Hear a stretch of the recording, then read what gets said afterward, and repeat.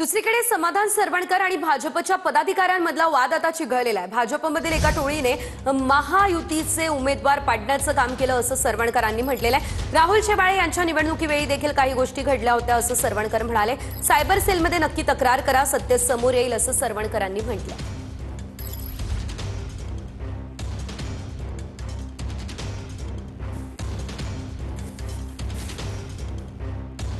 समाधान सरवणकर आपल्यासोबत आहेत। काल आपण त्यांचं प्रतिक्रिया देखील पाहिली, परंतु त्यानंतर जे आरोप करण्यात आले होते त्या आरोपाला पुन्हा एकदा त्यांचे आरोप आहेत त्यांच्यावरती बोललेले आहे की जे फोटो आणि हे सगळे आहेत ते मॉर्फ केलेले आहेत। जे काही समाधान सरवणकर आरोप करतायत ते बिनबुडाचे आरोप आहेत। कसं बघता या आरोपांकडे?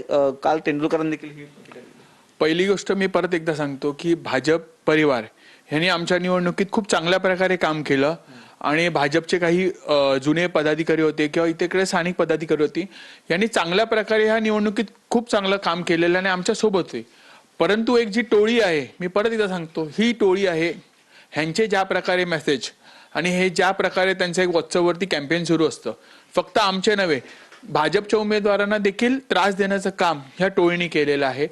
आणि आज जे काही मॉर्फिंग आणि ह्या सगळ्या गोष्टी बोलतायत, आज त्याच्यात भाजपचं नाव नाही। आपण परत एकदा बघा त्या चॅटमध्ये एक वैयक्तिक काही लोकांची नाव आहेत। हीच जी लोक होती त्यांनी लोकसभेला देखील आपले महायुतीचे उमेदवार पाडायचं काम केलं।